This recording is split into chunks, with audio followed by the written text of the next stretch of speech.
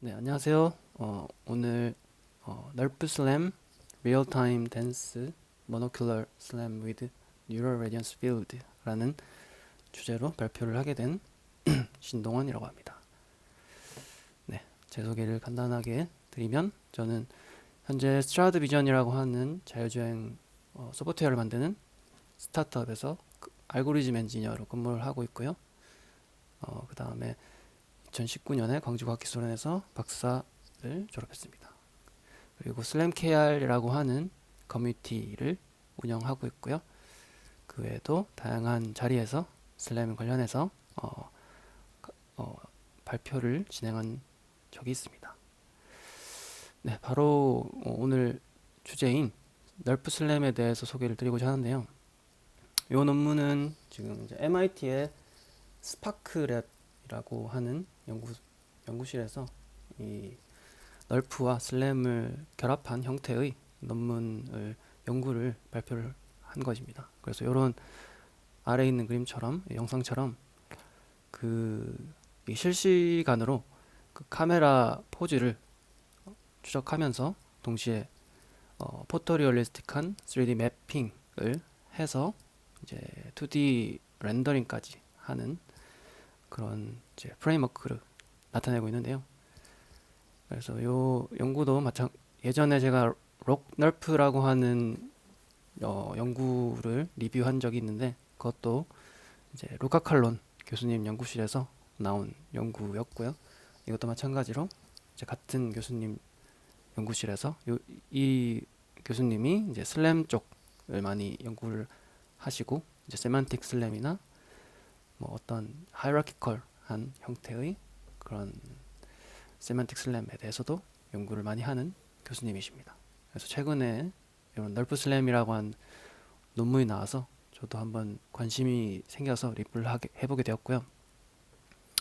이 아래에 있는 링크를 통해서 깃허브에 링크를 볼 수 있는데 들어가 보니까 되게 스타가 많이 달렸더라고요. 거의 500개가 넘게 달렸던데 굉장히 단시간에 많은 스타를 성취한 그런 논문인 것 같습니다.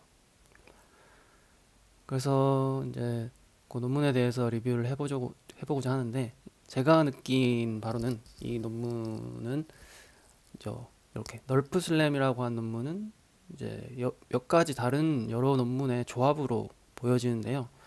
이제 여기 나타난 이제 드로이드 슬램과 시그마 퓨전 그리고 인스턴트 NGP라고 하는 이 세 개의 논문의 이제 조합으로 보여집니다. 제가 논문 읽어본 바로는요. 각각의 논문을 또 읽을 필요가 있었는데 인스턴트 NGP는 뭐 예전에 정현님께서 다루어 주신 적도 있어서 그리고 이제 널프 그 자체를 이제 구현한 내용이라서 요거는 넘어가겠지만 앞에 있는 이제 드로이드 슬램과 시그마 퓨전이 어떤 건지 잘 이제 모르시는 분들이 많을 겁니다. 그래서 요거를 중점적으로 이제 소개를 드리고자 하는데요. 먼저 드로이드 슬램 같은 경우에는 이 아래에 있는 프린스턴 대학교에서 나온 논문이고요. 이 논문도 굉장히 이제 최근에 슬램 분야에서 이제 그 딥러닝을 활용한 슬램 파이프라인으로서 연구가 나왔던 내용이고요. 주로 이제 쉽게 말하면 이제 디퍼런셔블 슬램이라고도 생각해 볼 수 있는데 이제 카메라 포즈와 뎁스 정보를 같이 딥러닝을 활용해서 이제 추출하고 굉장히 그 전통적인 그런 ORB나 여타 다른 전통적인 슬램 방법 대비해서 떨어지지 않는 오히려 뭐 성능 면에서 뛰어난 그런 결과를 보여주는 이제 알고리즘이 되겠고요. 그 다음에 이제 두 번째 논문은 시그마 퓨전이라고 줄여서 얘기할 수 있는데 이 논문은 Probabilistic Volumetric Fusion for Dense Monocular Slam이라고 하는 논문입니다. 이 논문도 이제 루카 칼론 교수님 연구실에서 나온 논문이고요. 같은 연구실이고요. 그리고 요 시그마 퓨전과 널프 슬램 논문의 저자가 같습니다. 첫 번째 저자 first author가 같습니다. 그래서 요 논문을 또 융합을 한 내용이고요. 요 시그마 퓨전 같은 경우에는 이 논문에서는 이제 가져온 아이디어가 이제 카메라 포즈와 뎁스 정보에 대한 uncertainty. 요 앞에서는 이제 카메라 포즈와 뎁스 인포메이션 그 자체를 예측했다고 하면 여기서는 카메라 포즈와 뎁스 정보에 대한 불확실성을 이제 계산을 합니다. 그래서 그 불확실성을 가지고 어떤 가중값을 줘서 최적화를 하는데 사용하도록 하는 이제 아이디어를 여기서 가져왔고요. 그다음 인스턴트 NGP 같은 경우에는 이제 그런 앞에서 획득한 카메라 포즈와 뭐 뎁스 정보 등등을 이용해서 포토메트릭한 볼륨 렌더링을 뉴럴 볼륨 렌더링을 수행하는 이제 결과라고 보시면 됩니다. 그래서 이 다음 슬라이드부터 또 하나하나 조금 살펴보도록 하겠습니다. 네, 그 전에 이제 한번 말씀드려야 될 것이 제가 이제 여러 가지 논문을 보면서 거기 있는 걸 이제 갖다가 인용을 하다 보니까 여러 논문에서 수식을 가져와서 설명하다 보니까 동일한 개념에 대해서 좀 다른 표기법으로 이제 기록이 되어 있습니다. 그래서 그런 내용을 제가 설명을 드리겠지만 유의해서 설명 들어주시면 감사하겠습니다. 네, 그래서 이제 널프 슬램에 대한 이제 전체 플로우 차트인데요. 요거는 널프 슬램 논문에 있는 그런 그림이고요. 뭐 그렇게 다른 그림은 없고 요 그림이 딱 있더라고요. 그래서 첫눈에 보기에는 굉장히 이제 와닿지 않는 그런 그림인데 한번 자세히 살펴보면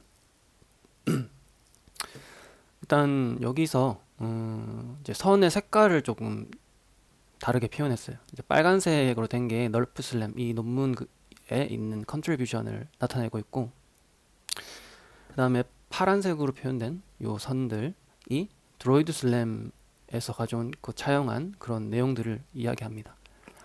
그리고 보라색으로 표현된 부분이 이제 요 보라색 또는 핑크색으로 표현된 요 부분이 시그마 퓨전에서 가져온 내용 개념을 이야기하고요. 그 다음에 마지막으로 까만색 박스로 되어 있는 볼륨메트릭 널프라고 되어 있는 부분이 이제 인스턴트 NGP의 개념을 가져와서 사용한 겁니다.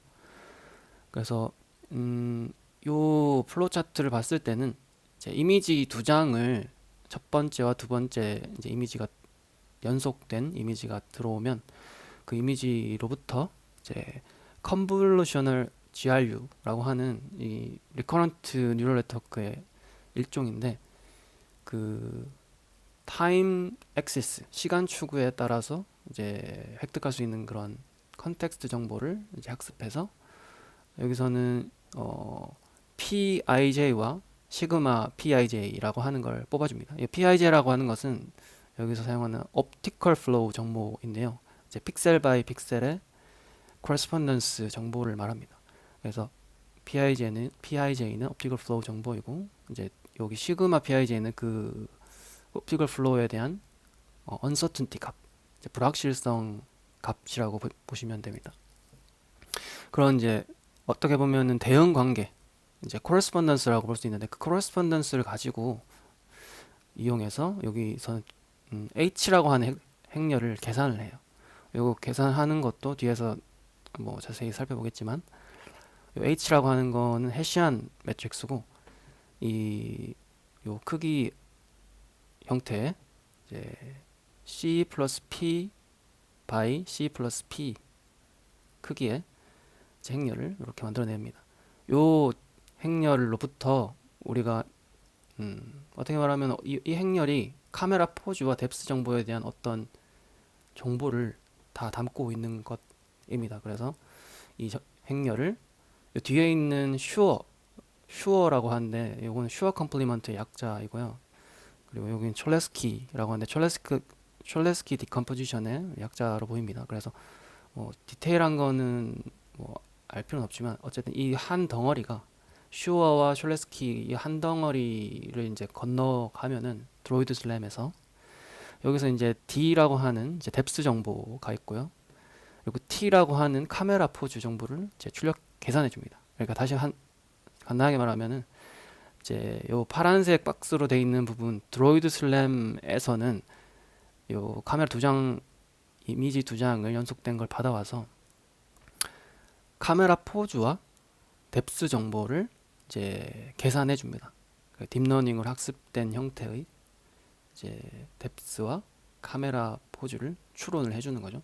추론을 해준 걸 가지고 요 뒤에 있는 요 함수 또는 어떤 코스트 펑션이 있는데 요거는 이제 또 뒤에서 살펴보겠지만 이제 프로젝션, 리프로젝션 하는 그런 펑션이에요. 요거는 조금 이따 살펴볼 텐데 이 함수를 거쳐서 이제 PIJ라고 하는 옵티컬 플로우 정보를 새롭게 업데이트합니다. 그래서 이런 루프가 일단 하나가 그려지겠죠. 이렇게 카메라 두 장이 들어오면은 이제 쭉 이제 루프를 돌면서 카메라 포즈와 뎁스 정보를 예측하면서 그걸 가지고 다시 한 번 더 옵티컬 플로우, 코레스폰던스 정보를 이제 업데이트하는 이런 이제 사이클릭한 루프가 나오게 되고요. 그리고 두 번째로는 요 오른쪽으로 빠지는 이 핑크색 라인에서는 이 뭐가 수식이 복잡하게 되어 있는데 이제 그냥 간단하게는 이 왼쪽으로 빠진 카메라 포즈와 뎁스에 대한 불확실성 정보, uncertainty 정보를 여기서 계산해 준다고 보시면 됩니다. 그래서 요렇게 빠져가지고 이 안에 있는 요 동그라미, 제가 이제 마우스 커서로 동그라미 치고 있는 이 수식을 거치면, 뒤에서 이것도 자세히 살펴볼 거예요. 이 수식을 거치면 이제 요 시그마 D와 시그마 T를 얻을 수 있습니다. 이 시그마 D와 시그마 T는 불확실성에 대한 정보고요. 시그마 T가 이제 카메라 포즈에 대한 불확실성, 그리고 시그마 D가 뎁스 정보에 대한 불확실성, uncertainty 정보를 나타냅니다.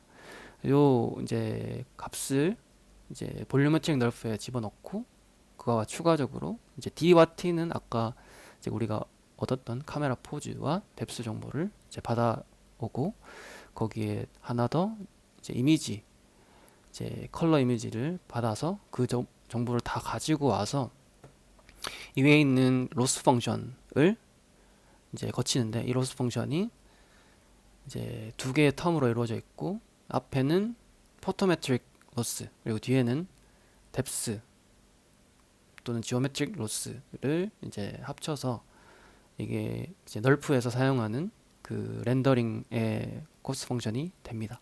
그래서 요거를 최소화하는 이제 사진, 그 렌더된 이미지를 만들어내도록 하는 게 이 여기서 하는 일이고요.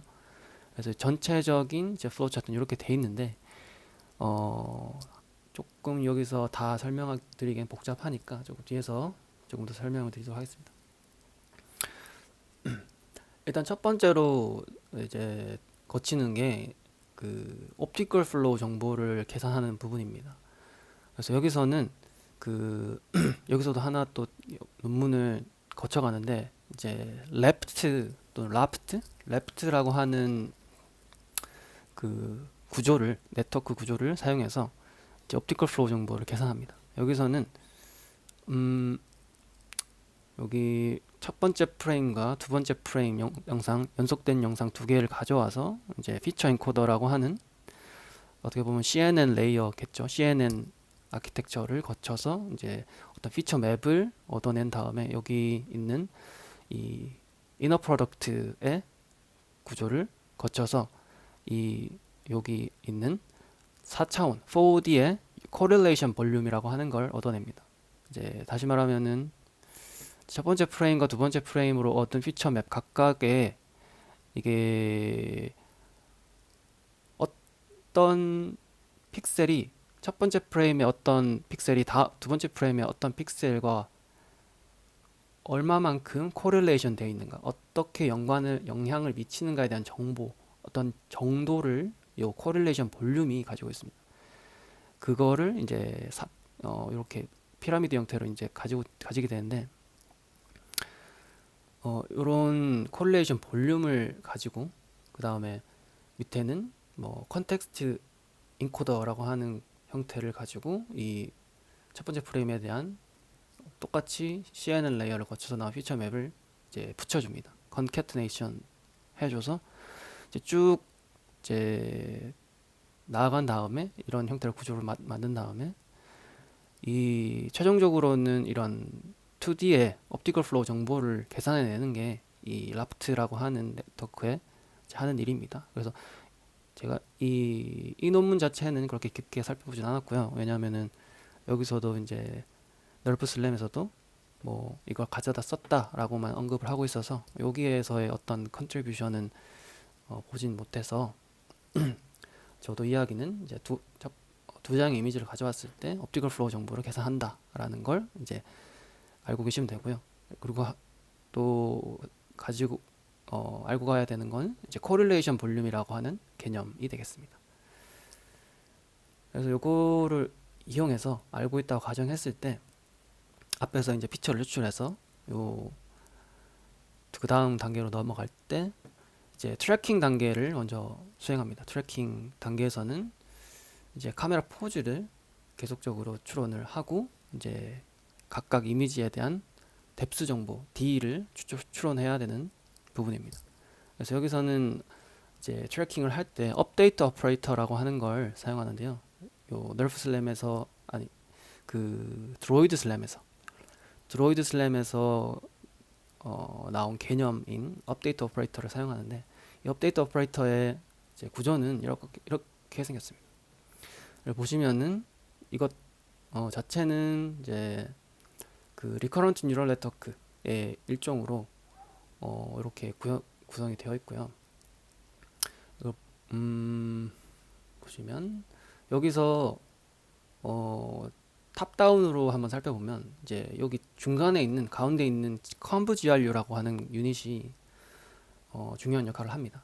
말하자면은 이제 시간이 지남에 따라 어떤 영상에서의 중요한 정보를 학습을 해야 되는데 왜냐하면 우리는 시간이 지남에 따른 카메라 포즈를 트래킹해야 되기 때문에 그 정보를 이제 학습을 해야 되는데 거기서 이제 중요한 게 이제 컨브 GRU가 되겠습니다. 이 컨브 GRU 같은 경우에는 이제 그 드로이드 슬램 논문의 이제 어펜딕스에 구조가 나와 있는데요. 이런 식으로 이제 간단하게 되어 있습니다.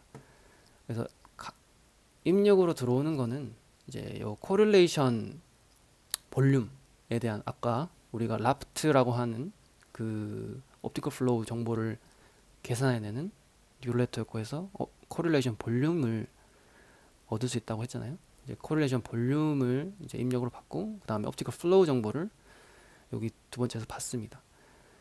그 다음에 요 정보들을 가지고 이제 GRU 유닛, 컨브 GRU 유닛에 이제 넣어주고 추가적으로 이제 히든 스테이트, 여기 히든 스테이트에서 우리가 궁극적으로 학습하고자 하는 이제 컨텍스추얼한 그런 정보를 학습을 하게 되겠죠. 히든 스테이트에서.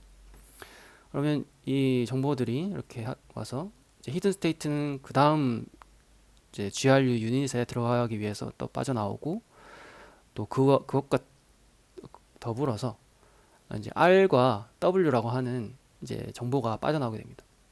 이 R과 W는 이제 리비전 플로우와 웨이트 값인데 요 이제 그거는 다음 슬라이드에서 이제 설명을 드리고요. 어쨌든 이 GRU 유닛에서 컨브 GRU 유닛에서 이제 들어가는 거는 코릴레이션 볼륨과 옵티컬 플로우 정보가 들어가면 거기서 빠져나오는 거는 이제 리비전 플로우와 웨이트가 나오는데 그것과 이제 히든 스테이트 그 템포럴한 컨텍스트를 히든 스테이트에서 학습을 한다라고 이해를 하시면 됩니다. 그래서 이제 컨브 GRU를 보면은 여기는 아까 이제 드로이드 슬램의 업데이트 오퍼레이터 구조를 다시 돌아왔는데요.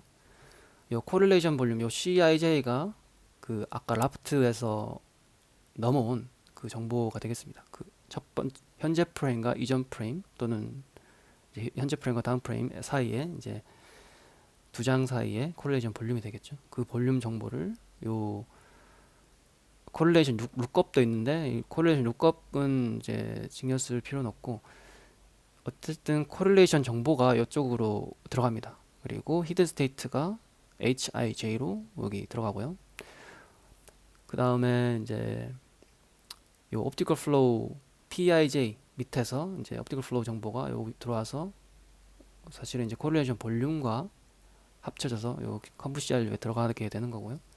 그 컴프 CRU에서 이제 아까 말씀드린 대로 RIJ는 여기 이제 revision flow 정보가 이제 빠져나오고 이제 confidence weight WIJ가 이제 나옵니다. 요 나온 것들이 뭘 의미하냐 하면은 여기서 이제 여기 왼쪽을 보시면 PIJ가 optical flow라고 했는데 이 optical flow 정보가 여기 correlation lookup과 엮이기도 하지만 왜냐하면 컨브 GRU에 들어가기 위해서 이제 사전으로 이제 엮이기도 하지만 이게 이쪽으로 빠져가지고 이제 RIJ와 합쳐집니다. 이게 원래의 optical flow를 이제 refine하는 보정해주는 이제 정보가 revision flow인데 왜냐하면 이게 왜 필요하냐 하면은 이제 영상에서 이제 첫 번째 영상과 두 번째 영상 사이에 어떤 이제 옵티컬 플로우를 정확하게 또는 코레스폰던스를 정확하게 계산하고 싶은데 이제 씬 안에 어떤 움직이는 물체 이제 가까이서 움직이든지 멀리서 움직이든지 이제 어떤 움직이는 물체나 어떤 오클루전 때문에 옵티컬 플로우가 제대로 매칭이 되지 않는 부분도 발생할 수 있잖아요. 이제 그런 거를 보정해 주기 위해서 이제 리비전 플로우라는 게 여기서 계산이 됩니다. 그래서 그 정보가 이제 리비전 플로우와 합쳐져서 요 PIJ 스타라고 하는 걸로 이제 빠져나와서 이제 다음 우리가 살펴볼 블록인 DBA 이제 블록으로 들어가게 되고요. 그것과 더불어서 이제 WIJ는 말 그대로 이제 confidence weight 이제 옵티컬 플로우에 대한 이제 확실성에 대한 정보가 되겠습니다. 요런 정보가 이제 PIJ 스타와 WIJ가 이제 DBA 레이어로 이제 들어가게 되고요. 요거는 좀 이따 살펴볼 거고요. 그 전에 이제 살펴볼 게 우리가 카메라 포즈와 이제 뎁스 인포메이션을 우리가 학습을 해 나가는데 카메라 포즈는 이제 아까 말씀드린 요 펑션 이게 프로젝션과 리프로젝션에 대한 이제 펑션인데 이것도 이제 뒤에 슬라이드 조금 더 살펴보겠지만 간단하게 설명드리면 이제 옵티컬 플로우 PI와 뎁스 정보를 가지고 있으면 우리가 3D 공간으로 어떤 이미지에 대한 어떤 픽셀에 대한 정보를 3D로 보낼 수가 있어요. 2D에 있는 픽셀을 3D로 보낸 다음에 이게 보낸다는 게 이제 요 함수 오퍼레이션이거든요. 이제 파이 인버스라고 적혀 있는데 3D로 보낸 다음에 GIJ라고 하는 거는 카메라 포즈입니다. 카메라 포즈, I 카메라와 J 카메라 사이의 포즈 또는 첫 번째 카메라, 두 번째 카메라, 현재 프레임과 다음 프레임 사이 이제 포즈 정보를 이제 가지고 있으면 그거를 이용해서 요 3D 포인트를 이제 트랜스폼 해볼 수 있겠죠.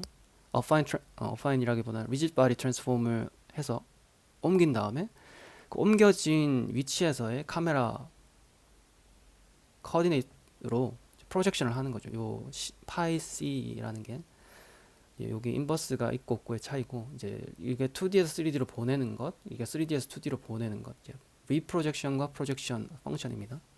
그래서 그걸 이용해서 우리가 대응 관계를 이제 대충 알 수가 있어요. 이걸 이용해서 이제 PIJ가 나오는 거고요. 옵티컬 플로우 정보가. 어쨌든 이제 이렇게 들어가고 여기는 이제 끝났고 그 아까 이제 설명을 하다만 부분이 이제 카메라 포즈와 뎁스 인포메이션이 또 이제 오른쪽으로 쭉 나가는데 여기서 이제 DBA라고 하는 블록으로 나온 어떤 값을 더해줍니다. 또는 곱해줍니다. 어쨌든 이제 에디션을 해주는 거죠. 이제 이게 이제 델타 값이에요. 이제 지금 얻은 카메라 포즈에서 이제 다음 프레임에서 이동할 어떤 델타 포즈, 카메라의 이동량 또는 뎁스의 변화량을 여기서 이제 DBA라고 하는 그 레이어에서 계산을 해서 계산을 해줍니다. 그래서 그 업데이트된 정보를 더해주고 이거를 이제 반복적으로 하면서 최종적으로 카메라 포즈와 뎁스 정보가 이제 추정이 되는 것이죠. 그래서 이런 식으로 이제 업데이트 오퍼레이터가 수행이 되는데, 여기서 하나 더 이제 살펴봐야 되는 게 이제 DBA 레이어입니다. DBA 레이어는 이것도 마찬가지로 이제 드로이드 슬램이라고 하는 논문에서 나온 오퍼레이터인데요. 이제 DBA는 Dense Bundle Adjustment Layer라고 합니다.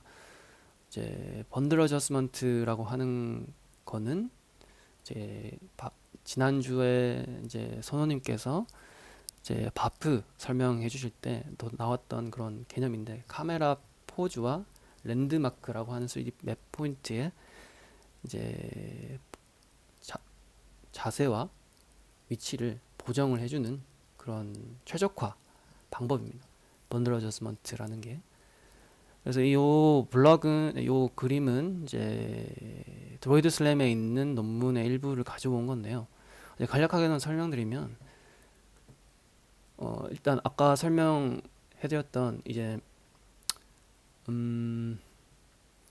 요 에러 펑션, 아까 이제 에러 펑션이 이렇게 보이는데, 요거랑 이제 똑같이 생겼습니다. 똑같이 생겼는데 이거 전체이진 않아요. 그냥 여기서도 이 오퍼레이트 함수를 여기서 이제 PIJ를 얻기 위해서 사용하는 거고, 여기서도 쓰고 여기 DBA 안에서도 씁니다. 그래서 요 함수를 또 다시 보면은 요게 이제 에러 펑션이거든요. 이제 코스트 펑션이라고 하는 어떤 우리가 최소화를 시켜야 되는 비용 함수입니다.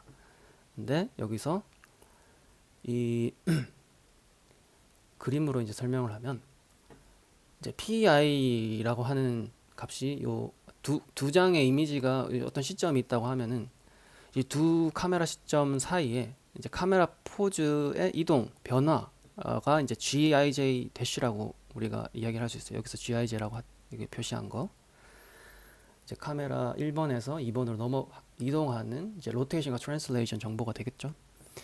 그걸 이제 우리가 가지고 있고, 이제 PI는 첫 번째 이미지에서의 이제 픽셀 위치, 어떤 위치고, 그것에 대한 뎁스 정보는 DI 대시라고 할 수 있습니다. 이 픽셀의 이제 뎁스 정보. 그러면은 이 픽셀 2D 픽셀 위치와 뎁스, 그 픽셀 위치에서의 뎁스 정보를 알고 있으면은 이거를 이제 3D 포인트, 3D 좌표를 우리가 알 수 있겠죠. 요 리프로젝션 펑션을 이용해서, 이거는 뭐 3D 워핑이라고도 하는데, 이거 자세한 건 이제 또 따로 찾아보시면 쉽게 찾을 수 있고요. 어쨌든 요 포인트를 3D로 보내고 난 다음에, 그 다음에 이제 GIJ를 요 포인트에다가 이제 곱해주면은, 이제 그 말인 즉슨 이제 카메라가 이렇게 이동하는 거랑 똑같은 거예요. 이제 포인트를 이동하는 거나 카메라를 이동하는 거나 이제 상대적인 움직임이기 때문에 이제 이렇게 카메라가 이동해서 이동한 다음에 이제 파이 c라고 하는 프로젝션 펑션을 이제 때려주면, 그 시점에서, 이동한 시점에서의 어떤 픽셀로 상이 이제 맺히게 되겠죠. 2D 픽셀로. 그럼 그 위치에서의 이제 대응점이 이제 PIJ 스타라고 하는 애와 같아야 된다, 또는 그 거리가 최소여야 된다라는 게 이제 이 에러 펑션의, 코스 펑션의 이제 내용입니다. 그리고 이제 요 에러 펑션을 이제 최소화하는 우리가 델타 값, 카메라 포즈와 뎁스 정보가, 카메라 포즈와 뎁스 정보를 이제 계산을 해야 되는 거예요. 이제 그게 번들 어저스먼트 레이어가 하는 일이죠. 그래서 이제 여기서 적혀 있는 걸 보면, we want an updated pose G dash and depth G. 업데이트된 포즈와 뎁스 정보를 알고 싶은데, 그걸 하려면은 현재 있는 이제 카메라 포즈와 뎁스에다가 이제 얼만큼 이동해야 되나 하는 이제 델타, 여기서는 이제 풋사이라고도 하는데, 크신가 풋사이라고 하는데, 이제는 카메라 포즈에 대한 변화량과 델타 D, 뎁스에 대한 변화량을 이제 우리가 얻고 싶은 거예요. 근데 이거를 이제 우리가 여기서는 이걸 얻고자 하는 건데, 그래야 이제 뒤로 돌아가면 여기서 이제 나오는 게 델타 C와 델타 D를 여기서 G와 D에다가 추가해줘서 이제 그게 점진적으로 업데이트가 되는 거라고 보시면 됩니다. 그래서 그거를 이제 얻기 위해서 가우스 뉴턴이라고 하는 방법을 많이 써요. 가우스 뉴턴이나 르벤버그 마쿼트라고 하는 방법을 이제 많이 쓰는데, 에, 지난 시간에 이제 선우님께서 발표해준 내용에도 그런 이제 비슷한 내용이 있었고요. 거기서 이제 이 가우스 뉴턴을 사용해서 조금 더 디테일하게 들어가면은 슈어 컴플리먼트, 슈어 보수라고 하는 기법을 써서 이 델타 C와 델타 D를 계산을 합니다. 요 밑에 있는 수식이 바로 그건데요. 요 이제 우리가 풀어야 되는 이제 문제가 이렇게 이제 생겼습니다. 요 행렬 첫 번째 행렬과 어떤 우리가 모르는 미지수 x는 요 어떤 벡터 형태로 AX는 B 형태로 이제 선형 방정식이 나오는 거죠. 이 방정식을 풀어서 선형 방정식을 풀어서 이 왼쪽에 있는 얘를 이제 인버스를 뭐 구하든지 해서 요 우변으로 옮기면은 요 델타 C와 델타 D를 알 수 있는 게 되죠. 근데 요거를 이제 쉽게 구하기 위해서 우리가 이제 슈어 보수라고 하는 방법을 쓰고 이제 슈어 보수 방법이라고 하는 걸 이용해서 해를 구하는 수식을 보면 이렇게 이제 생겼습니다. 이게 이제 요거랑 똑같은 거예요. 이제 그 전에 이제 이 행렬이 어떻게 나오는가 하면은 이 위에 있는 에러 펑션으로부터 나옵니다. 이 에러 펑션으로부터 이 밑에 있는 선형 방정식이 나오는 거고, 이 선형 방정식을 구하고 난 다음에 델타 이 선형 방정식을 풀면 이 델타 끝이와 델타 D를 계산할 수가 있게 돼요. 그래서 그걸 이용해서 이제 요 계산해서 나오는데, 이렇게 설명을 하면은 이제 뭔 소리인지 잘 모르시겠잖아요, 솔직히. 이걸 이해하려면은 가우스 뉴턴 알고리즘과 번들 어저스먼트 개념을 이제 이해를 해야 되는데, 이제 여기서 이제 여러분들의 선택이 필요한데요. 이제 매트릭스에서 나오는 빨간 약과 파란 약이 있습니다. 이제 설명을 원하시면은 1번을 채팅창에 쳐주시고요. 일단은 넘어가길 원하시면은 파란 약 2번을 쳐주세요. 네, 1번 세 분. 네. 네, 1번이시군요. 1번이 많으신 관계로 이제 1번을 이제 설명해 드리도록 하겠습니다. 네. 고통이 따르겠지만 이제 진실을 마주하는 시간으로 넘어가 보도록 하겠습니다. 네. 그러면 이제 일단 이제 리스트 스퀘어 문제를 한번 알아야 되는데, 이제 이게 최소자승 문제라고 우리말로 번역할 수 있습니다. 최소자승 문제에서는 이제 시작이 에러 펑션이 필요합니다. 에러 함수, 아까 우리가 살펴봤던 코스 펑션이라고 할 수 있죠. 이제 우리가 앞에 봤던 걸로는 이게 이제 에러 펑션이 되는 거고요. 일반적으로 표시하기에는 요게 이제 에러 펑션입니다. 이게 어떤 e라고 하는 에러 함수가 이제 x라고 하는 스테이트를 입력으로 받으면 요 에러를 최소화해야 되는데, 요게 의미하는 바는 z는 관찰값입니다. 우리가 어떤 이미지에서 얻은 픽셀, 2D 픽셀 값 같은 게 되겠는 거죠. 그리고 F라고 하는 거는 우리가 이거는 모델에 따라 달라질 수 있고 시나리오에 따라 달라질 수 있는데, 어떤 모델이라고 할 수 있습니다. 뭐 메저먼트 모델이나 아니면은 이제 모션 모델 같은 어떤 모델이라고 할 수 있는데, 여기서 우리가 예제로 든 여기서는 요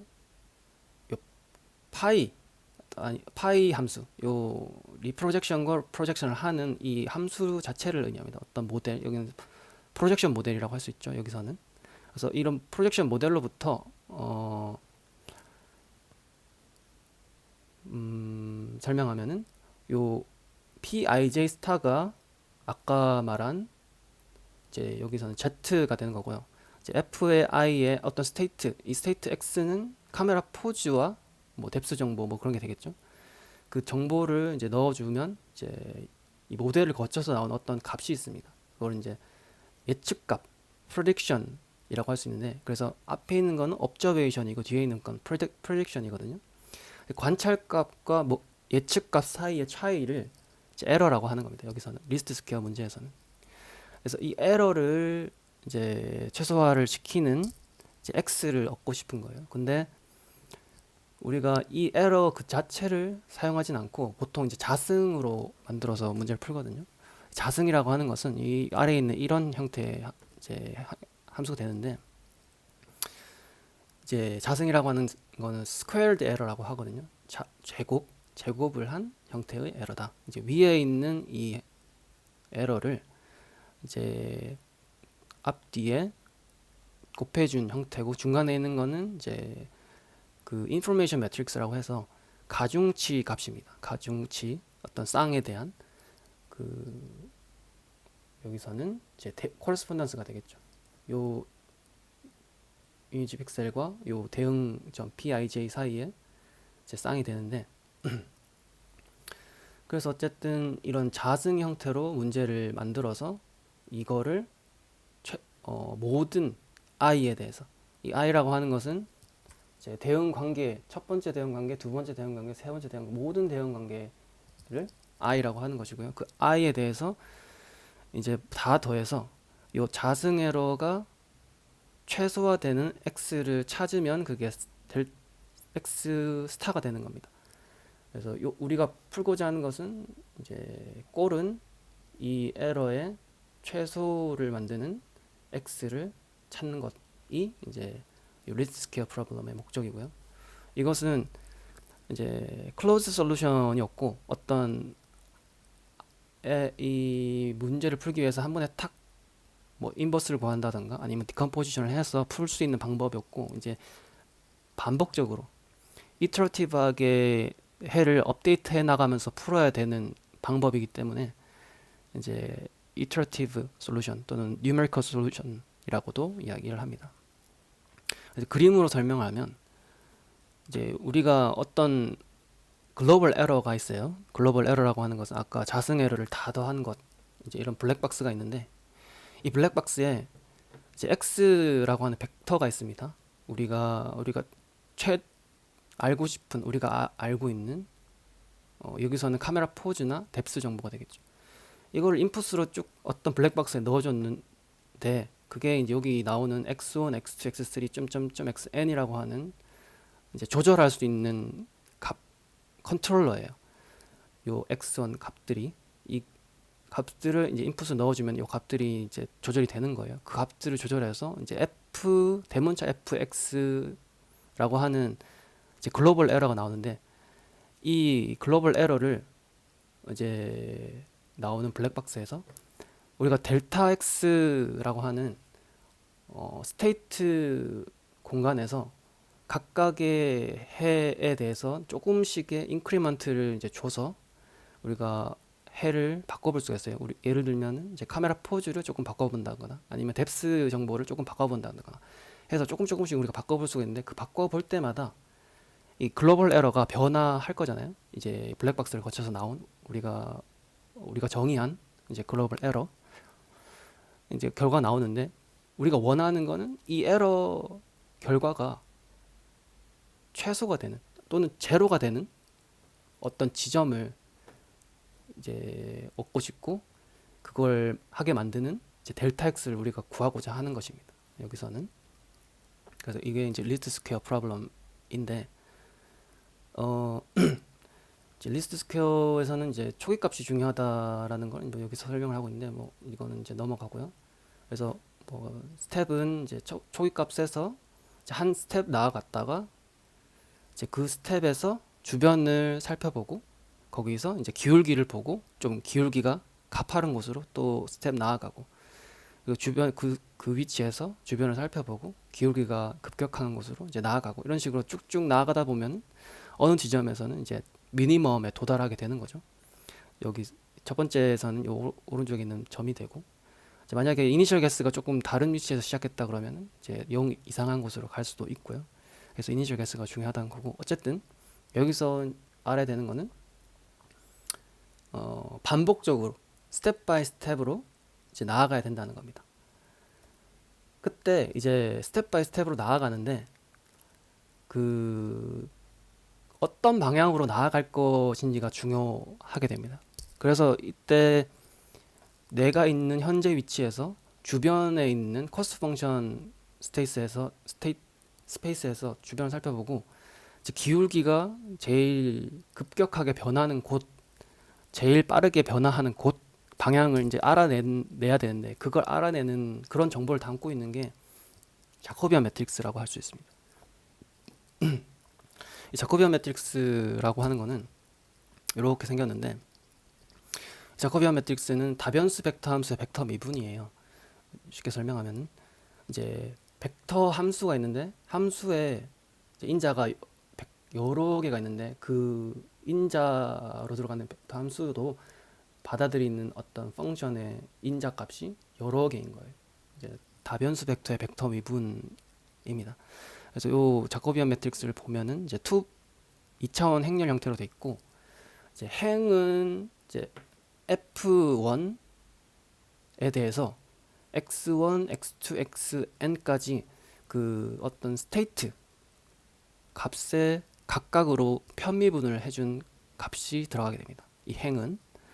그리고 열로 보면은 잠깐만 이제 반대죠. 이제 요 가로로 보면은 이제 x로 미분한 각각의 값이 들어가고 이제 세로로 보면은 f1, f2, fm까지 이제 펑션이 변화를 하는 거예요.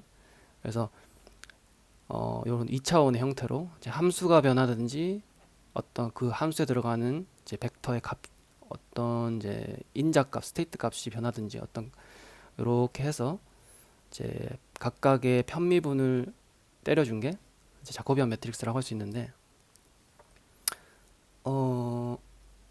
여기서는 이제 그걸 유도하는 걸 설명하는 건데 이거는 다 알 필요가 없고 제가 말하고자 하는 거는 요 에러 펑션 우리가 처음에 봤던 스퀘어드 에러 자승 에러를 이제 전개를 해서 정리를 하면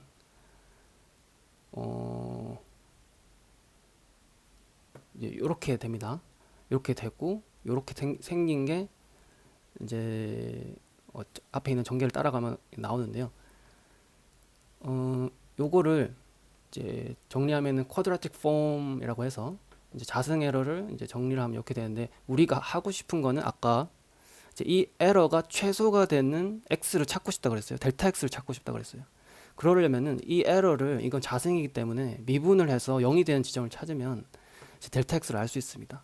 그래서 이제 요 에러를 이제 델타 x에 대해서 미분을 한 다음에 그러면은 이제 여기서 델타 x 항을 보면은 이제 첫 번째 항 c는 상수항이니까 0으로 날아가고 이제 중간에 있는 항은 델타 x에 대한 1차 항이니까 2b만 남고 그다음에 마지막에 있는 거는 델타 x에 대한 2차 항이기 때문에 이제 h가 남게 2h가 남고 델타 x가 남게 되는 거죠. 그래서 이렇게 정리가 되는 거고요. 그래서 이 값이 0이 돼야 되는 것이고 이 0이 되는 지점을 델타 x에 대해서 정리를 하면은 여기서 이제 이렇게 되는 거죠. 우리가 여기 이 수식이 아까 앞에서 살펴봤던 요런 형태랑 이제 비슷하게 되는 거예요. 요게 요 형렬이 h, 요게 델타 x, 그리고 요게 b가 되는 거예요. 요 문제가 우리가 이 에러 펑션으로 이런 선형 방정식을 유도해 내게 된 겁니다. 그러면 요 선형 방정식을 풀기 위해서 우리가 필요한 거는 이제 여기서 이제 h라고 하는 애의 인버스를 구해서 요 우변으로 넘겨주면 우리가 델타 x의 스타 해를 우리가 구할 수가 있게 되는 겁니다. 그래서 그 델타 x를 알면은 이제 원래의 x에다가 조금씩 더해가면서 이제 해를 바꿔볼 수 있는 거죠. 다시 말하면 카메라 포즈를 바꿔볼 수 있고 뎁스 인포메이션을 바꿔볼 수가 있어요.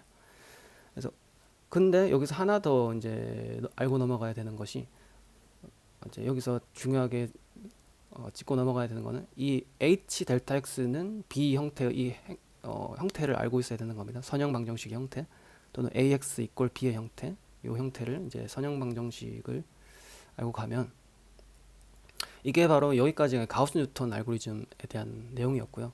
우리가 알고 가야 되는 거는 이제 요 h 델타 x는 마이너스 b다라는 걸 우리가 풀고자 한다. 그래서 델타 x를 알고 싶다는 포인트가 이제 가우스 뉴턴의 내용이고 여기서 이제 번들 어저스먼트인데, 번들 어저스먼트에서는 아까 우리가 이제 3D 포인트가 2D 영상 평면에 프로젝션, 사형이 되어서 있는 점과 원래 2D 영상에서의 대응점과의 이제 차이를 최소화하는 게 번들 어저스먼트라고 합니다. 이제 그게 여기서는 리프로젝션 에러라고 이야기를 하고요. 이제 재사형 에러라고도 하고 리프로젝션 에러라고도 하는데, 이 에러, 여기 보이는 이 되게 자그마한 이 에러가 최소가 되도록 이 3D 맵 포인트 X를 조정하거나 이제 카메라 포즈를 조정하는 형태로 이제 우리가 리파인먼트를 할 수 있는 거죠. 그 조정한다는 것 자체의 의미가 이 델타 X를 구해서 이제 조금씩 바꿔 나간다는 거예요.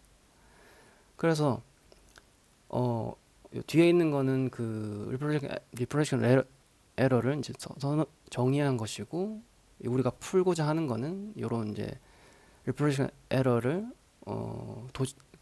나타낸 건데, 이거는 이제 여기서는 각 깊게 살펴볼 필요는 없고, 어쨌든 우리가 살펴볼 거는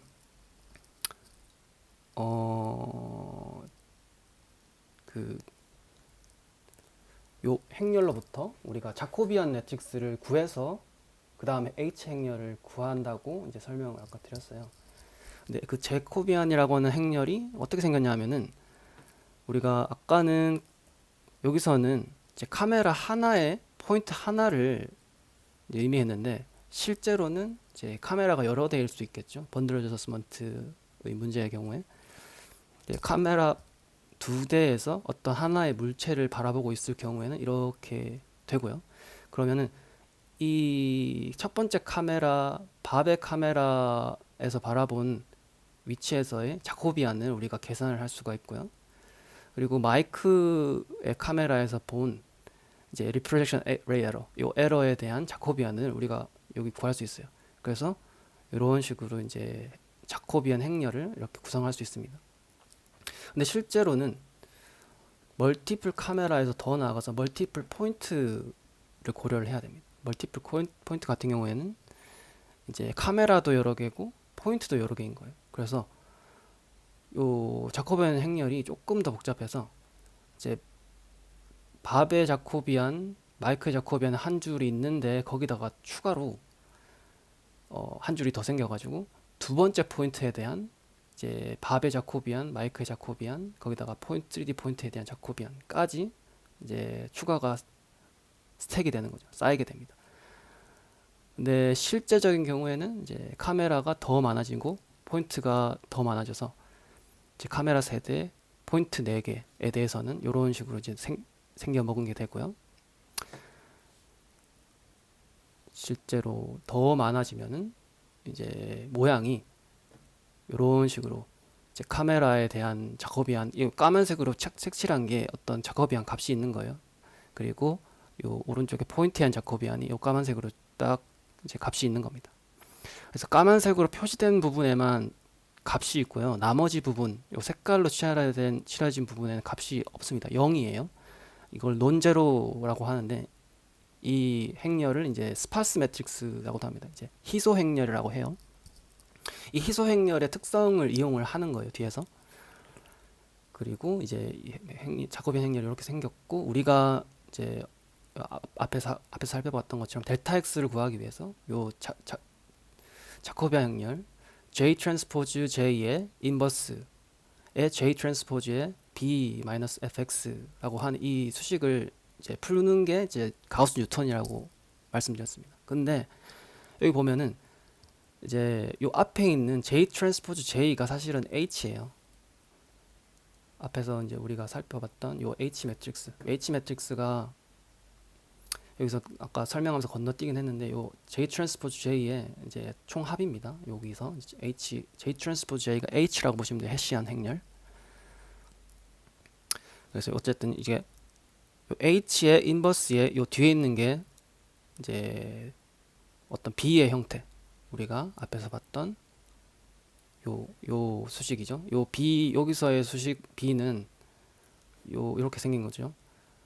이제 E의 트랜스포즈의 인포메이션 매트릭스의 J 요 형태인데, 요 트랜스포즈니까 J가 앞으로 가면 J의 인포메이션 매트릭스의 E가 되는데, 그게 요거랑 비슷하게 생긴 거예요. 안에 인포메이션 매트릭스는 없지만 어쨌든 간에 이제 요렇게 이제 델타 x를 구한다는 게 중요한 건 델타 x를 구하는 거예요. 델타 x를 어떻게 구하는가에 대한 내용이고. 근데 이제 여기서 아까 여기까지 설명했는데 여기서 J가 이제 J 트랜스포즈 J를 만들게 되면은 이제 자기 자신을 곱하는 거잖아요. 그러면은 대칭 행렬이 됩니다. 여기서는 이제 대칭 행렬이 아니었는데 자기 자신을 제곱하는 거기 때문에 대칭의 모양을 띄어요. 그래서 대칭의 행렬의 모양을 띄면서 추가적으로 자세히 보면은 이런 이제 화살표 모양, 이제 용어로는 arrow-like shape라고 하는데 화살표 모양의 이제 행렬을 가집니다. 이제 이 행렬을 가지고 우리가 뭘 할 거냐면은 이제 슈어 컴플리먼트가 나오게 되는 거예요. 슈어 컴플리먼트가 이제 뭐냐면은 쉽게 설명하면은 이런 이제 J 트랜스포즈 J 또는 해시안 행렬의 이제 특성, 어떤 특별한 형태, 요 형태가 이제 arrow-like shape라고 했고 이제 스파스 매트릭스라고 했습니다. 0이 거의 엄청 많이 있는 이제 값이 있는 부분이 오히려 적은 이제 행렬인데 이 행렬의 특성을 이용해서 이 네 구역으로 나눕니다. 여기서는 이제 카메라와 카메라에 대한 자코비안이 있는 좌상단 위치, 그리고 카메라와 포인트에 대한 자코비안이 있는 우상단 위치, 그리고 이건 대칭이니까 요 밑에 있는 건 똑같고요. 그리고 중간에 엄청나게 큰 이제 포인트와 포인트에 대한 자코비안이 있는 요 중간 C 위치가 됩니다. 요 A, B, C로 나눠서 요 수식을 이제 이건 설명해놨는데 유도를 해보면 이제 나중에 아시게 되겠지만 이제 중요한 거는 이 델타 x와 여기서 우리가 구하고자 하는 델타 x c와 카메라에 대한 변화량, 카메라에 대한 인크리멘탈과 포인트에 대한 인크리멘탈을 우리가 계산을 할 수가 있어요. 쉽게. 왜냐? 우리가 아까 여기 원래 풀고자 하던 수식은 여기 제일 위에 있는 수식입니다. 근데 이 J 트랜스포즈 J의 인버스를 구하는 게 굉장히 익스펜시브합니다. 이제 행렬 자체가 큰 것도 있고요. 이것 자체를 인버스를 구하기가 계산량이 너무 많아서 이거를 어떤 이 행렬의 특성을 이용해서 나눈 다음에 이렇게 유도를 한 다음에 뒤에 보면 이제 1번과 2번을 보면 되는데요. 이제 1번 수식을 쭉 보면 이거를 이제 요 앞에 있는 항과 뒤에 있는 델타 x c와 뒤에 있는 항이 우변에 있는 항이 있는데 우리가 원하는 것은 요 앞에 있는 항을 이제 구해서 이제 이쪽으로 옮기는 게 되는 겁니다. 근데 여기서 보면 이제 필요한 거는 C에 대한 인버스만 있으면 되거든요. 아까는 J 트랜스포즈 J의 인버스가 필요했는데 그거는 계산량이 많아서 어떻게 바꾸다 보니까 이제 C의 인버스만 필요한 형태로 바뀐 거예요. 근데 C를 보니까 중간에 있는 블록 다이아고널 매트릭스가 됩니다. 이제 블록 다이아고널 매트릭스 대각 블록 행렬 같은 경우에는 인버스를 취하는 게 굉장히 쉽습니다. 그래서 이제 각 블록별로 독립적인 인버스 연산이 가능하고 이제 일반적인 그냥 행렬 전체를 역행렬 계산하는 것보다 이제 대각 블록 행렬의 역행렬을 구해서 계산하는 게 훨씬 계산적인 측면에서 효율이 있기 때문에 이렇게 이제 슈어 컴플리먼트라는 방법을 사용합니다. 첫 번째로는 계산량의 감소가 있고요. 두 번째로는 뒤에서 또 살펴볼 거예요. 두 번째 특성을 사용한 것. 그래서 어쨌든 요 슈어 컴플리먼트 이용해서 요 형태의 델타 x와 델타 p를 우리가 구하는 것까지가 여기 덴스 번들 어저스먼트 레이어의 이제 내용이 되겠습니다. 그래서 요 내용이 요 수식이 노테이션은 다르지만 요 앞에 있는 거랑 똑같습니다. 형태도 똑같고요. 요 있는 A, B, C의 행렬이 여기서는 B, E, C로 표기된 것만 다른 겁니다. 그래서 어쨌든 이제 여기서 하는 거는 이제 델타 값을 구해서 카메라 포즈와 뎁스 값을 계산을 했고요.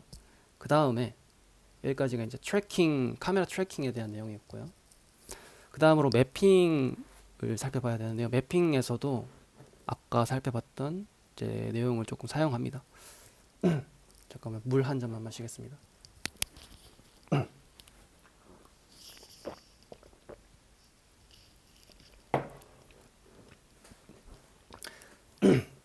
네, 그래서 여기서는 두 번째로 매핑은 여기서 하고자 하는 거는 그 앞에서 살펴봤던 카메라 포즈와 뎁스 인포메이션에 대한 불확실성, uncertainty를 계산하고 싶은 거예요. 근데 불확실성을 계산하는 부분이 이제 시그마 퓨전이라고 하는 논문에 있는데 요 위에 있는 수식이 아까 우리가 살펴봤던 h의 x는 b 형태로 되는 거죠. 그리고 이거는 우리가 CEP라고 하는 요 아까 살펴봤던 해시안 매트릭스, J 트랜스포즈 J 매트릭스를 어떤 구획으로 나눠서 이제 네 개로 표현한 거죠. 근데 요거로부터 우리가 구획을 나눴는데 이걸 또 여기서 사용을 하는 겁니다. 여기서 논문에 의하면 이제 마지널 코베리언스라고 하는 마지널 코베리언스 오브 뎁스, 마지널 코베리언스 오브 카메라 포즈를 우리가 구할 수가 있어요. 요 걸로요. 요 수식을 이용해서요. 이 뒤에 있는 걸. 근데 이 수식을 보고도 이제 잘 이해가 안 갔고 저도. 그리고 이제 마지널 코베리언스가 뭔지도 잘 이해가 안 가는 거예요. 저는 옛날에 뭐 배웠겠지만 기억이 안 나가지고 이제 챗GPT한테 한번 물어봤습니다. 요새 챗GPT가 핫하니까 이 챗GPT는 알 수 있지 않을까?라고 해서 이제 물어봤는데 이런 답변을 해주더라고요. 이제 explain about marginal covariance라고 물어보니까 뭐 어떻게 쭉 설명을 해줘요. 이걸 이제 한글로 번역을 해봤습니다. 이제 이 설명을 이제 읽어보면 이제 marginal covariance는 주변 공분산이라고 하는 건데 주변 공분산은 다른 변수들의 영향을 고려해서 두 변수 간의 관계를 설명하는 통계적 측정값입니다. 여기서 변수라고 하는 것은 확률 변수를 말하는 겁니다. 랜덤 베리어블 말하는 거고요. 이제 두 랜덤 베리어블 사이의 관계를 설명하는 어떤 통계적 측정값인데 이제 다변량 변수가 여러 개 있는 그런 예제에서 두 랜덤 베리어블 사이의 관계를 살펴보고자 할 때 유용한 지표입니다. 그 데이터셋에 다른 변수들이 존재하는 경우에 유용합니다. 그래서 우리 같은 경우에도 랜덤 베리어블이 엄청나게 많잖아요. 그 카메라 포즈에 대한 카메라 포즈도 뭐 첫 번째, 두 번째, 세 번째, 네 번째 엄청 많고 그 다음에 뎁스 값도 픽셀마다 하나씩 랜덤 베리어블로 있는 거니까 엄청나게 많은데 우리가 알고자 하는 거는 어떤 특정한 두 개의 랜덤 베리어블 사이에 관계 또는 가중치, 상관도 뭐 이런 값을 알고 싶은 건데 그거를 직접적으로 이 두 랜덤 베리어블 사이에 그 값도 구할 수 있지만 직접적으로 그렇게 구하는 것과 더불어서 그 두 변수가 아닌 다른 제3의 변수 제3의 변수를 거쳐서 이 두 변수 사이의 관계를 계산을 해서 그거를 같이 더해주게 되는 거예요. 네, 말하니까 조금 어려운데 설명을 계속 읽어보면 이제 주변 공분사는 먼저 두 변수 간의 공분사를 구한 다음 여기서 이제 직접적으로 이제 A와 B 예를 들어서 A와 B 두 랜덤 베리어블 사이의 공분사를 구한 다음에 다른 변수들의 영향을 조정하여 계산합니다. 이제 다른 변수들의 영향이라고 하는 것은 이제 A와 B 사이에 어떤 C라고 하는 변수를 중간에 일부러 끼워 넣어서 그 A, C와의 관계를 고려하고 C, B 사이의 관계를 고려해서 간접적으로 인다이렉트하게 A와 B 사이의 공분산을 구한다는 거예요. 그래서 그 영향을 계산해서 이제 조정을 한 다음에 업데이트를 한다라고 이야기를 하고 그 조정은 두 변수 간의 공분산과 각각의 다른 변수들의 공분산의 곱을 각각의 다른 변수들의 변수산으로 나눈 값을 빼는 값을 합니다. 라고 뭐 이렇게 이야기를 하는데 이걸 딱 읽으니까 좀 그럴듯하더라고요. 다시 돌아와서 이게 이제 마지널 코비런스에 대한 값인데요. 여기 보면은 이제 밑에 있는 것부터 살펴보면 카메라 포즈에 대한 요 마지널 코비런스를 보면 안에 있는 수식에서 이제 C라고 하는 거는 여기 카메라와 카메라 사이의 공분산입니다. 여기는 분산이라고 적어놨는데 공분산입니다. 이제 카메라 포즈와 카메라 포즈 사이의 두 랜덤 베리어블 사이의 공분산이 있고 거기서 빼줘요.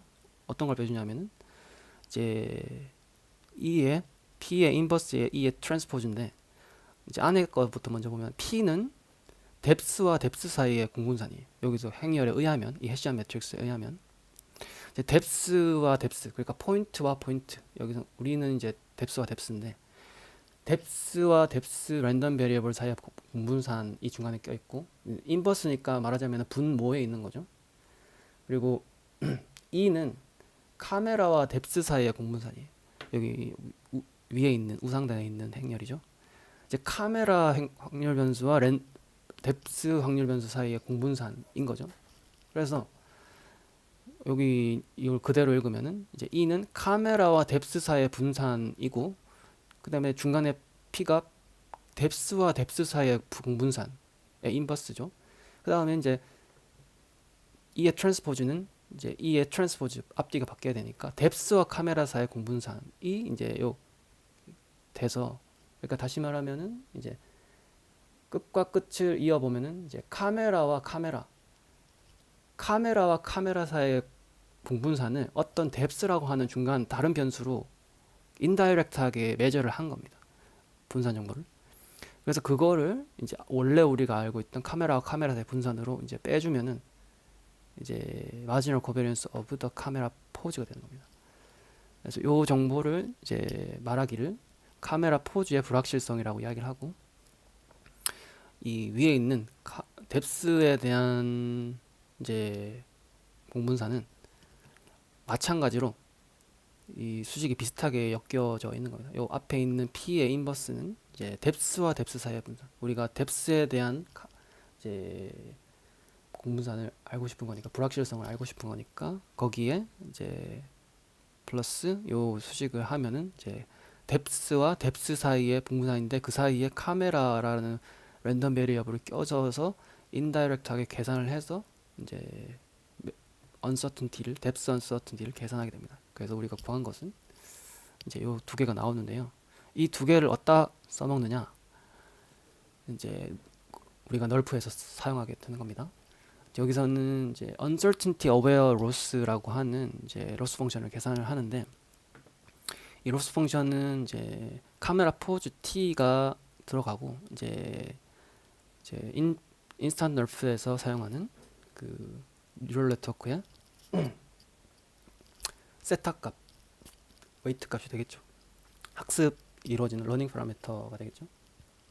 그래서 이게 이제 들어가면은 이제 앞에 있는 거는 RGB 로스, 컬러 로스 from instant RGB, 원래의 이제 널프에 사용하는 그런 로스가 되는 것이고요. 뒤에 있는 것은 뎁스 로스인데, 이제 널프 슬램에서 사용, 여기서 이 논문에서 이제 컨트리뷰션을 주장하는 이제 뎁스 로스가 있습니다. 그래서 컬러 로스와 뎁스 로스 두 개를 고려를 해서 이 로스가 최소화되는 이제 카메라 포즈와 이제 렌더링 결과를 낼 수 있도록 하는 거죠.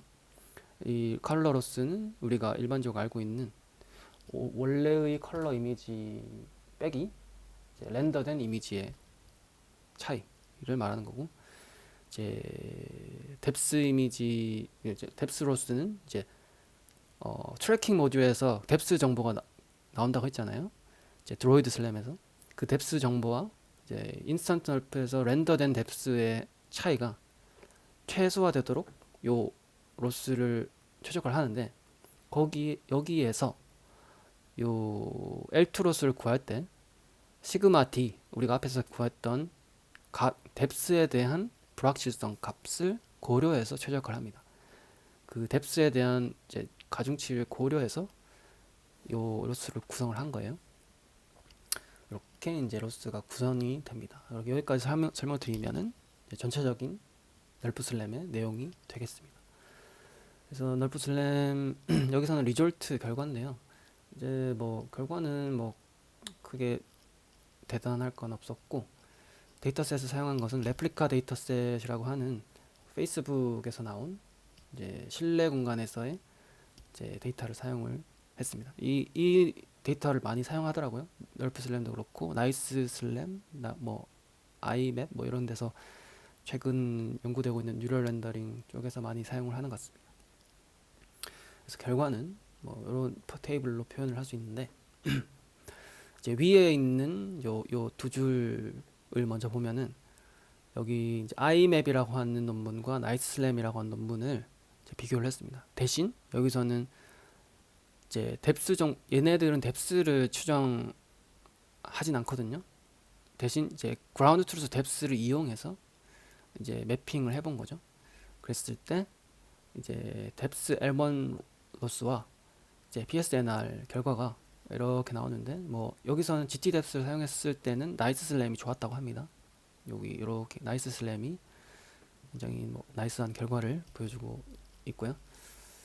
대신 이제 밑에 있는 네 줄이 이제 여기 널프 슬램의 결과를 또 보여주고 있는데 위에서부터 TSDF 퓨전 그리고 시그마 퓨전 앞에서 잠깐 언급했던 이제 시그마 퓨전 그리고 나이스 슬램 그리고 널프 슬램이 되겠습니다. 여기서는 GT 뎁스를 사용한 건 아니고요. 이제 예측한 뎁스를 이용해서 이제 사용을 한 것이라고 합니다. 그래서 뭐 결과는 뭐 이렇게 수치로 나와 있는데 굵은 글씨로 되어 있는 것만 보면 밑에 있는 게 제일 자기네 것들이 제일 좋다라고 네, 예, 이야기를 하고요. 정성적인 결과를 보면 포인트 클라우드 로우한 포인트 클라우드 결과는 이렇게 이제 되게 노이지해 보이는데 TSDF 결과는 이렇게 조금 블러리하게 모양이 조금 웅뚱그려지게 그려지는 것이고요. 나이스 슬램은 그거보다는 조금 낮지만 그래도 완벽하진 않지만 널프 슬램에서는 굉장히 좀 선명하고 굉장한 결과를 보여주고 있다라고 이제 논문에 이제 나와 있고요. 그리고 뭐 그 외에 이제 결과 정보 중에 이제 소요 시간 같은 경우에는 이제 12프레임 per second가 나온다. 640, 480의 레졸루션 같은 경우에 12프레임 per second 정도가 나오는데 트래킹이 이제 15fps, 매핑이 10fps 정도 나오고요. 그리고 이제 여기서 이야기한 단점은 이제 메모리 컨섬션이 굉장히 많이 들어서 이런 RTX 2080 같은 GPU 메모리가 많이 있는 디바이스를 사용해야 된다라고 이야기를 합니다. 그래서 요 널프 슬램을 제가 직접 데모를 돌려보기도 했는데요. 보기에는 데모 이그젬플로 제공한 그 데이터에는 되게 굉장히 깔끔하게 나오더라고요. 진짜 무슨 그냥 3D CG 모델을 보는 것처럼 이제 이렇게 이제 뷰를 렌더링 결과를 볼 수가 있었습니다.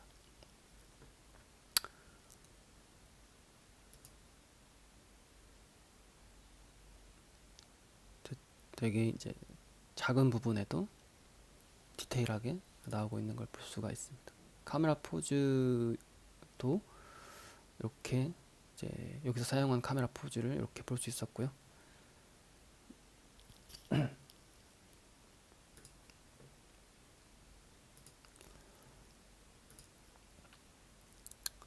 뭐 이런 정도로 이제 데모를 돌려 보았고요. 네, 그래서 결론입니다. 제가 느낀 거는 이제 널프 슬램은 드로이드 슬램의 시그마 퓨전의 인스턴트 NGP를 합친 그런 뭐 논문이다. 그리고 이제 좀 노블티 측면에서는 좀 약해 보이는 것 같고요. 근데 결과는 되게 좋아 보이는데 이제 충분한 실험 결과가 없는 것 같아서 조금 좀 아쉬웠고요.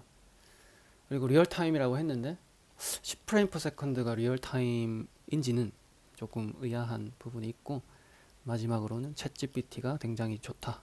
챗GPT가 짱짱맨이다. 라는 결과를 얻었습니다. 네, 제 발표는 여기까지고요. 혹시 궁금하신 부분 질문해 주시면 감사하겠습니다.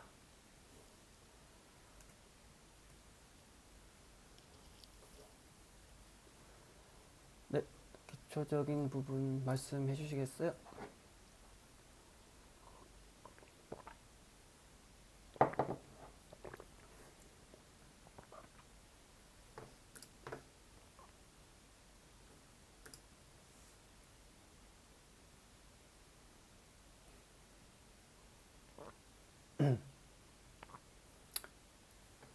네네.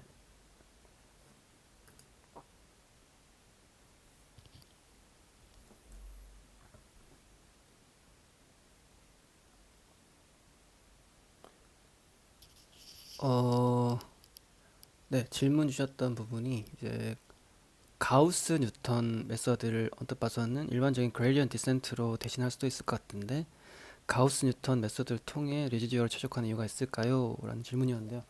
물론 네, 그 최적화 방법의 일종이고요. 이제 좀 다릅니다. 이제 가우스 뉴턴이랑 그레디언트 디센트를 잘 설명한 부분이 이제 또 다크 프로그래머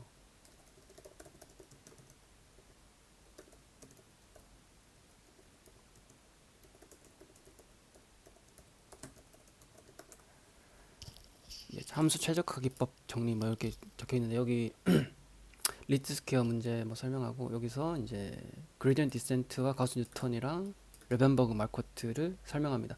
이제 여기 자세히 설명돼 있지만 이제 쉽게 설명하면은 둘 다 장단점이 있어요. 있긴 있습니다. 그래서 가우스 뉴턴 그레디언트 디센트 같은 경우에는 그냥 1차 미분이거든요. 그냥 코스트 펑션의 1차 미분 그냥 기울기 그레디언트 를 사용하는 거고 가우스 뉴턴에서는 대신 헤시안이라고 하는 2차 미분 그러니까 J 트랜스포즈 J를 하는 거니까 J 자코비안이 그것도 이제 어떤 1차적인 미분이지만 J 트랜스포즈 J를 이용해서 헤시안이라고 하는 2차 미분을 근사한 형태로 가는 건데 어쨌든 어떤 그 좀 더 미니멈 포인트에서 조금 더 이제 빠르게 수렴을 한다는 장점이 있습니다. 이 장단점이 있어요. 그레디언트 디센트랑 가우스 뉴턴이랑.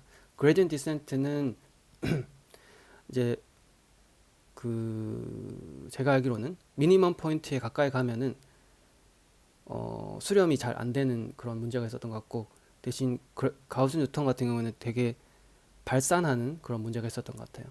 그래서 그 두 개를 그 그레디언트 디센트랑 가우스 뉴턴의 장점을 취합하기 위해서 만든 게 르벤버그 마커트라는 방법이거든요. 이 르벤버그 마커트라는 방법에서는 이제 람다라는 댐핑 팩터를 사용해서 이제 미니멈에 가까이 가면은 뭐 가우스 뉴턴을 한다거나 아니면 미니멈에서 멀어지면 그레디언트 디센트를 한다거나 그런 식으로 이제 웨이트를 줘서 애댑티브하게 두 개를 사용하게끔 만들어요. 밑에 이제 설명이 있을 텐데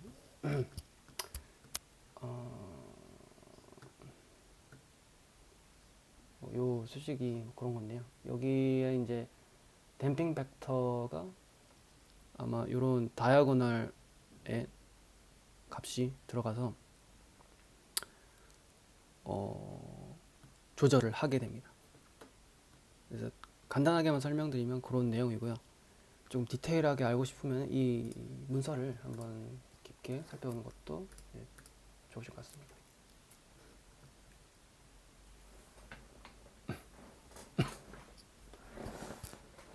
감사합니다.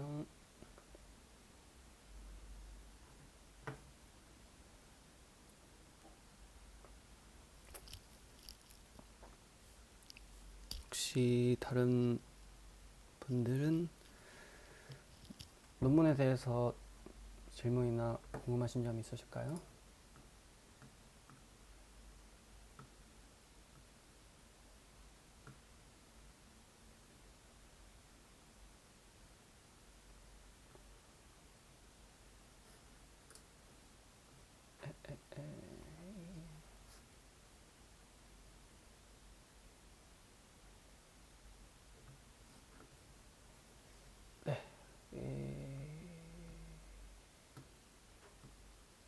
저는 일단 요 논문보다는 사실 드로이드 슬램 논문도 좀 읽었는데 그걸 읽었다는 거에 조금 더 이제 보람이 있는 것 같습니다. 널프 슬램은 이름은 굉장히 임팩트가 있는데 그렇게 노블티가 없었던 것 같아가지고 어떤 거 설명을 원하시나요?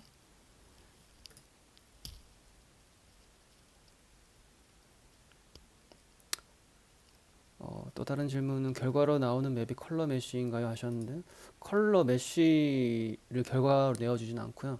그냥 렌더링 결과가 나오는 건데요. 물론 메쉬를 만들 수는 있어요.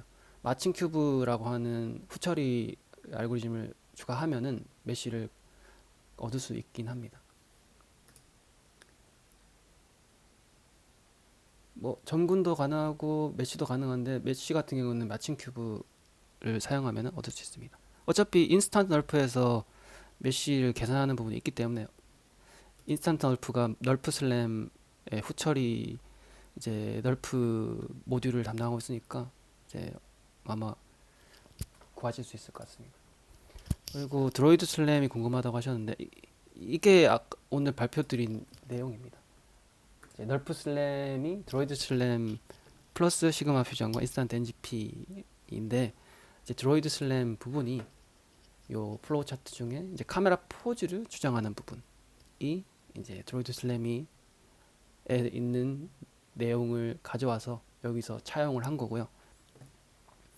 드로이드 슬램 부분이 요 아까 설명드린 카메라 포즈를 이제 컨브 GRU 유닛이랑 DVA 레이어를 이용해서 이제 계산하는 부분이 다 드로이드 슬램에서 가져온 개념이에요. 네, 그렇습니다. 네, 그러면은 오늘 굉장히 많이 와주셨는데 열 몇 분 넘게 와주셨는데 굉장히 늦은 시간까지 들어주셔서 감사하고요. 뭐 추가적인 질문이 없으시면은 여기까지 하도록 하겠습니다. 네, 오늘 발표 들어주시느라 감사했습니다. 수고하셨습니다.